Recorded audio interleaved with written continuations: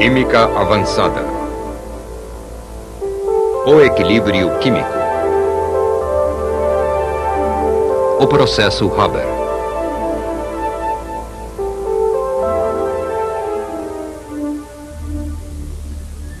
Na virada deste século, duas grandes forças se preparavam para entrar em combate: a Marinha Britânica e a comunidade científica alemã.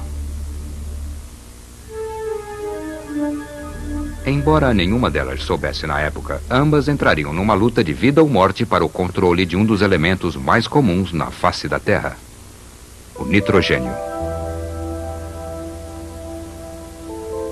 Porque esta simples molécula é o material para se fazer o pão e bombas. Para começar, o nitrogênio é o alimento básico das plantas.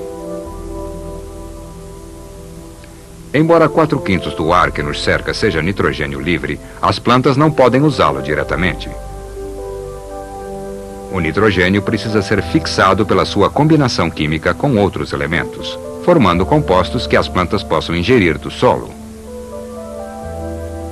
O processo de fixação do nitrogênio ocorre continuamente na natureza. Os relâmpagos formam compostos como o dióxido de nitrogênio, e bactérias da família P nas raízes podem produzir o equivalente a 2,5 toneladas de fertilizantes por hectare a cada estação. Muito do precioso nitrogênio fixado que alimenta as plantas retorna ao solo quando elas morrem. Mas a Europa, no início do século, estava saqueando seu solo de nitrogênio fixado com a colheita intensa de alimentos. Então, os países europeus substituíram o nitrogênio fixado importando depósitos naturais de nitrogênio. O Chile abasteceu o mundo com 2/3 deste fertilizante natural, e a Alemanha sozinha comprou 1/3 da produção do Chile, tanto para a agricultura como porque o nitrogênio fixo é o ingrediente básico para explosivos. Em caso de guerra, pouco provável, a Marinha Britânica pretendia bloquear a Alemanha, negando ao Kaiser sua fonte de explosivos e fazendo o povo alemão se submeter pela fome.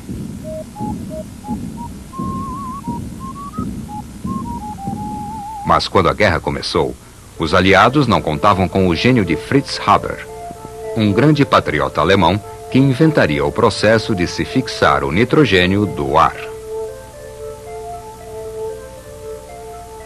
O desafio de Haber era romper a forte ligação que unia os átomos de nitrogênio e combiná-lo quimicamente com o quê? Um átomo de nitrogênio tem 5 elétrons em sua periferia. Dentre diversos candidatos a se combinarem com o nitrogênio, Haber decidiu que 3 átomos de hidrogênio seriam a melhor opção, formando a amônia.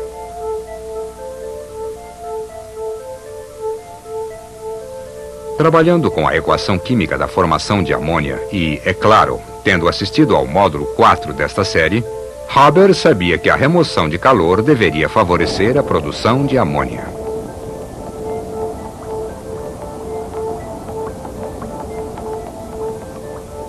Mas, na realidade, Haber foi incapaz de detectar a formação de traços de amônia. Isso indicava que a velocidade da reação para frente era extremamente lenta, ou que Le Chatelier estava errado. Haber também sabia que 4 volumes se tornavam 2 volumes nessa reação para frente, o que tende a diminuir a pressão no recipiente. Ele incentivou essa reação aplicando mais pressão no sistema para espremer a amônia. Fracasso de novo.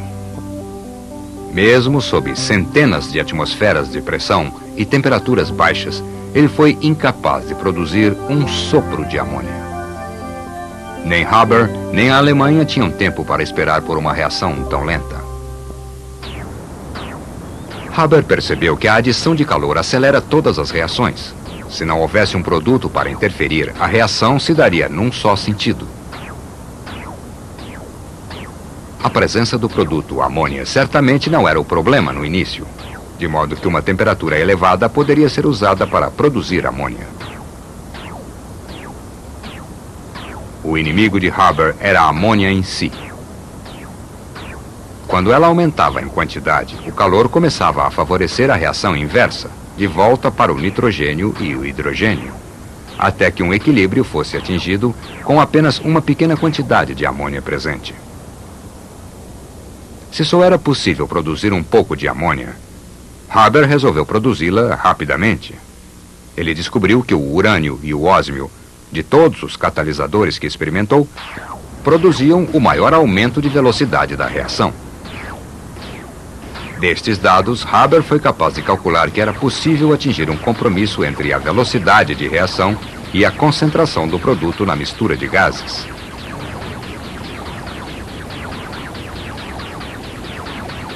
A uma pressão de 200 atmosferas e a uma temperatura de 600 graus Celsius, ele produziu 100 centímetros cúbicos de amônia, quase um rendimento de 8%. Mas a velocidade da reação tornava o processo comercialmente viável. No processo Haber, nitrogênio e hidrogênio puros são bombeados para dentro de um vaso de pressão contendo um catalisador. Aumenta-se a pressão e eleva-se a temperatura. A tensão no sistema é um excesso enorme de moléculas de nitrogênio e hidrogênio. E como Le Chatelier previu, a reação se desloca para produzir mais moléculas de amônia, acelerada pelo calor e pelo catalisador. A mistura é continuamente retirada antes de atingir o equilíbrio, o que reduz o rendimento potencial, mas fornece um fluxo constante de gás para uma torre de resfriamento onde a amônia é liquefeita e separada.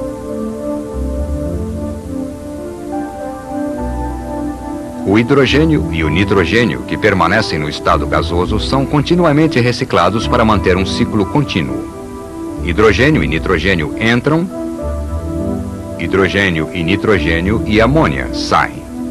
O efeito final é a remoção de moléculas de amônia, uma tensão que, conforme Le Chatelier, é compensada por uma reação constante produzindo mais amônia.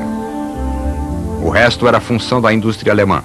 Em 1913, suas fábricas produziram 7.000 toneladas de amônia. Até o final da guerra, 200.000 toneladas. De nada adiantou o bloqueio da Marinha Britânica.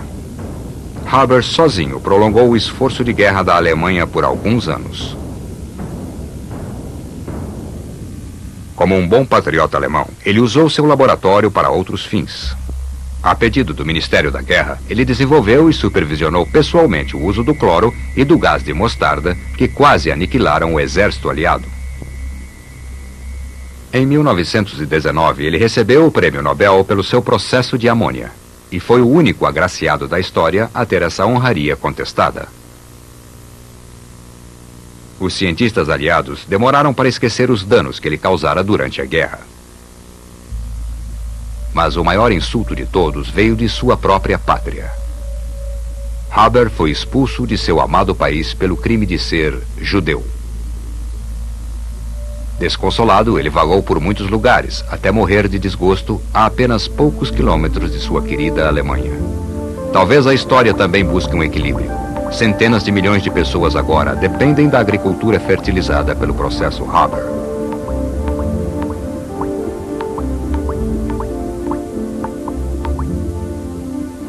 Atualmente, Haber é reconhecido pelo seu domínio do equilíbrio químico e foi devolvido ao lugar que merece, o panteão da ciência.